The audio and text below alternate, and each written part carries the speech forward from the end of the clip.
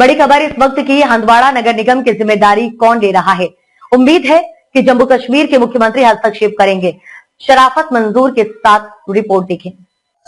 अस्सलाम वालेकुम नाज़रीन, मैं शराफत मंजूर। आपको बता दें कि म्युनिसिपैलिटी हंदवाड़ा की आप कितनी तारीफें करेंगे, कितना घोटाला दिखाएंगे आप। ये म्युनिसिपैलिटी हंदवाड़ा है, यहाँ घोटालेबाजी चलती है। और अपने दर्शकों को हम बता दें कि ये कैफ्ट एरिया है। स्क्रीन पे आप विजुअल देख सकते हैं। ये कैफ्ट एरिया चिनार पार्क हंदवाड़ा में बनाया गया था और इस कैफ्ट एरिया को लेकर करीबन 8 या 10 लाख रुपए निकाले गए हैं।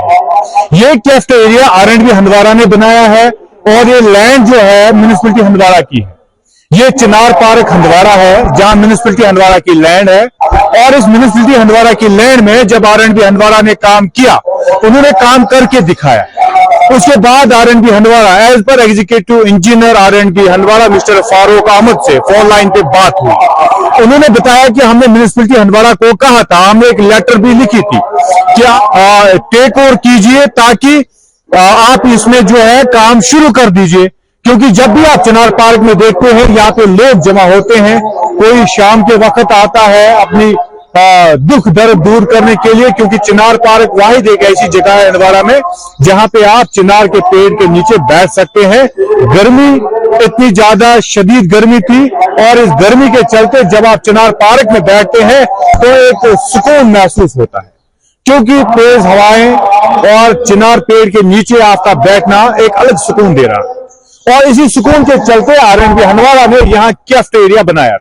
स्क्रीन पर विजुअल जो ये बता रहे हैं कि कैफ्ट एरिया पूरा खराब हो चुका है। और इस कैफ्ट एरिया में 1 साल पहले डिस्ट्रिक्ट डेवलपमेंट कमिश्नर आयशी सुदान भी चेक करती है। आयशी सुदान ने भी इसका मुआयना किया और उसके बाद खुश होकर यहां से वापस निकली। उसके बाद R&B हंदवाड़ा का मानना है कि हमने जब लेटर लिखी म्युनिसिपैलिटी हंदवाड़ा तो उन्होंने इसे टेक ओवर नहीं किया।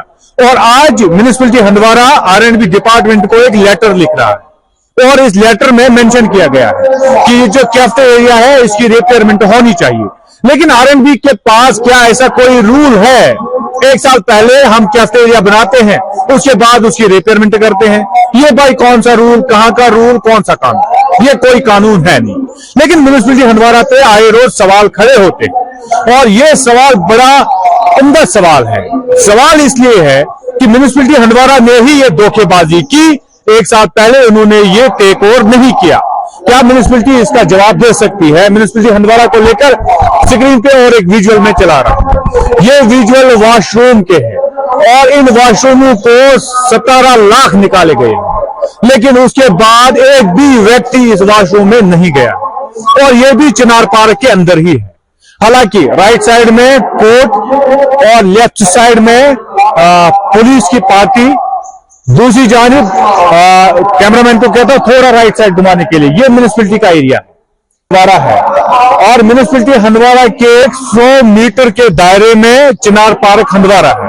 जब ये इस चिनार पार्क का ख्याल नहीं रख पा रहे हैं, स्क्रीन पे विजुअल है। और इस वॉशरूम की क्या सूरत हाल है, इस वॉशरूम के लिए 17 लाख निकाले गए।